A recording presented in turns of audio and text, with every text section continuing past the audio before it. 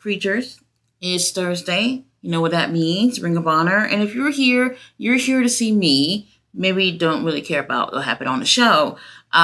It's getting kind of ridiculous to me. Like, while I do see so much potential, and I do like a lot of things about it. I'm very invested into it, obviously, since I'm doing these reviews. Sometimes I'm sitting here and I'm just like, why even press record? Because these things sometimes are just a little bit of a waste of time. It was a 50-minute show.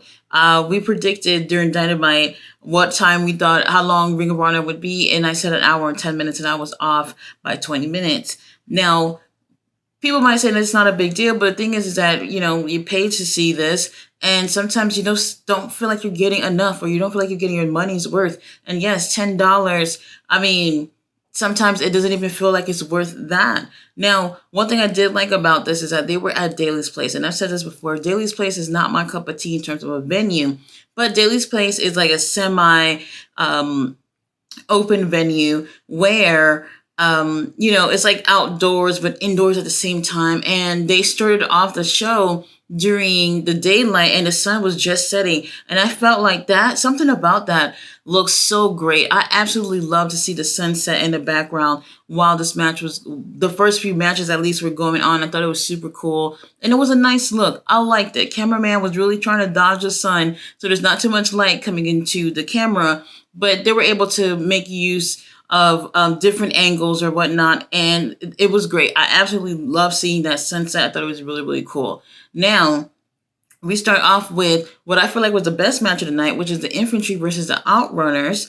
Trish Adora comes out with the Infantry, obviously, and then here are the Outrunners. They got a lady friend. She's pretty ditzy, just like them. We only got a chance to see her for like maybe a couple of seconds. As soon as the bell rung, Trish Adora had knocked her out, and she stayed laid out for the entire match. And I absolutely love that, because I was just like, okay, she's dedicated. I don't know who she is. We didn't really get a really good look at her, but she played the role, and hey, she won me over just with that.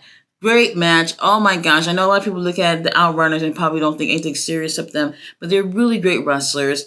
And they bring comedy and this entertainment that a lot of teams that may be looked at as more popular don't bring. And when you see the team like the Outrunners coming in there, they make you laugh. They make you feel like you're having a really great time. They're always interacting with the crowd or whatnot. And that's what I like about wrestling too, because a lot of wrestlers don't do that. They don't make you feel like you're in on it, but these guys absolutely do. The Infantry is super animated team, and they're just so talented. And the chemistry between these two teams was absolutely on point, and I absolutely enjoyed this. This is probably one of the very few matches that I feel like was actually worth watching on this episode. The Infantry took the win. I wouldn't have mind seeing the Outrunners win, and then maybe they do another match in the future. These guys are absolutely great. Tony Khan, if the Outrunners are not signed, I don't know what you're waiting for, but these guys are absolute gold. I love them. After this, we have squash match with Nyla Rose versus Cameron Bernay or something like that. I'm not sure if I'm pronouncing her name right. I'm sorry if I'm saying it wrong. But you weren't in the ring long enough for me to even say your name. And I'm just like, I love Nyla, but why are we doing these crazy short squash matches? Doesn't really make sense. I don't care for shit like this. Nyla wins, obviously. Now we do have a Proving Grounds match for the tag team championships, the Undisputed Kingdom versus the Crown. And the Crown, I've seen these guys before somewhere. Like I know I've seen them somewhere, but I can't put my finger on it. They have the presence of a really great tag team, and they were really great in the ring too.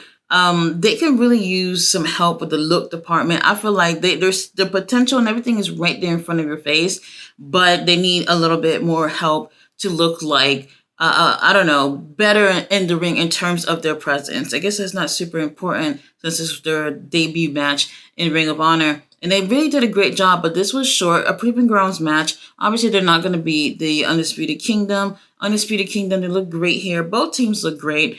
But it's the predictability, obviously. I really wish that once in a while we see more often these Proving Ground matches where somebody actually wins these matches, and sometimes it's just not the case. Like, it's predictable to see that, okay, the Undisputed Kingdom, they are the champions, and they're not going to want someone else who just came into the company win their match. So I get it, and honestly, the predictability, once again, is a killer for me. Undisputed Kingdom obviously win, but I want to see the crown back. I think they really, really impressed me for their first match. After this, we had Toa Liona in singles action, which we haven't seen since God knows how long. He went against Jimmy Wild. This was another squash, and I don't know, waste of time. Toa Liona is better than doing squash matches. After this, we have Dark Order in trios action versus Adam Priest, Zicky Dice, and Sean Maluda. Great match. Matter of fact, I really felt like Dark Order really has some great I don't know, in terms of them working as a team, they've definitely picked up some things where it's like, okay, you guys are doing new things and you're looking more and more as a cohesive unit. So that's cool or whatever. But once again, every other time they're in the ring, they're a babyface. The next week, they're going to be heel. The week after that, they're going to be babyface. Like, how do you have them connect with the crowd when you're flip-flopping them to look like the bad guys one week and then the good guys the next week? Like, even if they were tweeners, that would be fine. But they're absolutely not. They're literally one week one way and the next week the other way. And it's really hard for people to connect with them when they're like that. And it's just like, it almost feels like, there's a group here, but not a thought out concept about who these guys are. In my opinion, the Dark Order thing, scrap it. Come up with something new and just go off of that. Great match, though, by all six of these guys. But still, at the same time, like I said, the connection to the crowd, it's almost not there because people just don't really know when to cheer for these guys or not. After this, we do have Aaron Solo, who defeats John Cruz. John Cruz, he's so talented. He's another guy who is super funny in the ring and very entertaining, but he's more used as what we call a carpenter in professional wrestling. So you don't really expect to see him take any wins or whatever. He has great matches, and also that helps elevate these other wrestlers that he's in the ring with. Aaron Sola said he wanted to impress Johnny TV last week and show him that he's TV ready. So this week he ends up defeating John Cruz, maybe impressing Johnny TV. We don't know. We'll see when he gets back on the show. He'll let us know. Now, we did have Daddy Magic, Angela Parker on the show. They're letting us know that they're going to be back in tag team action because now Angela Parker has something to fight for now that Ruby is pregnant. So he needs to get on the road and make this cash money instead of doing whatever he was doing before, which was nothing. Now we have our main event, Queen Aminata versus Robin Renegade. I like both of these ladies, but the chemistry wasn't all there for me. In terms of a main event, since Ring of Honor is taped, you can manipulate it and change things around.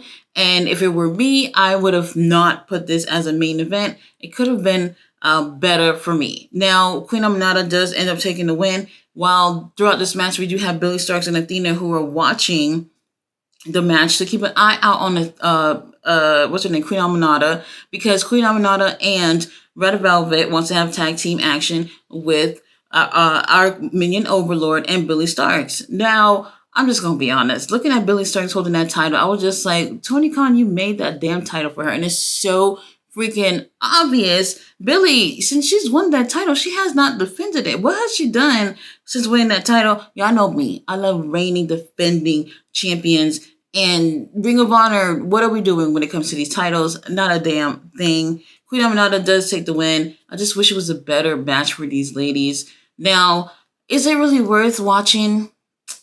I don't know. Like, I literally drug myself over to do this review because I'm just like, there were some great things on here. Yes. But overall, as a show, it's just kind of dwindling down. And it's like, we've seen the potential of them having really great stuff. And for whatever reason, it's just not as great as before. I do think Tony Khan kind of got to take it back to the very beginning and going back to either Orlando, maybe even just Daly's place where he can tape some of these shows weeks in advance and then air them whenever they're supposed to come on, so we can actually have, lengthy matches, lengthy shows, to at least give us 2 hour shows. This is the thing. He's not on TV, so he's not forced to give a 2 hour show.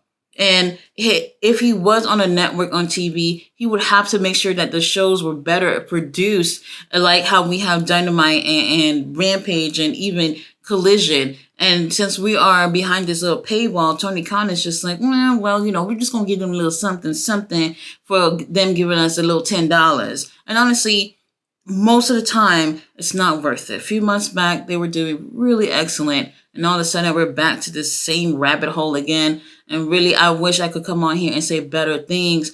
But Tony Khan, if you want me to say better things about Ring of Honor, give me a call and I will just light a fire up your ass so you can know exactly what people want to see. Sometimes, I feel like Tony Khan is a fan, but he's not too much invested, especially in Ring of Honor, in comparison to everything else he got going on. Not just AEW, but this dude is part of the football and whatever else is going on in England and all this foolishness. He's not 100% in Ring of Honor. And it really shows when these shows are not looking so great. 50 minutes, I could have literally been doing something else with my time. But, we had a little watch along and we had a really great time. We ended up playing games and all that stuff. And that was more entertaining than actually watching Ring of Honor, unfortunately.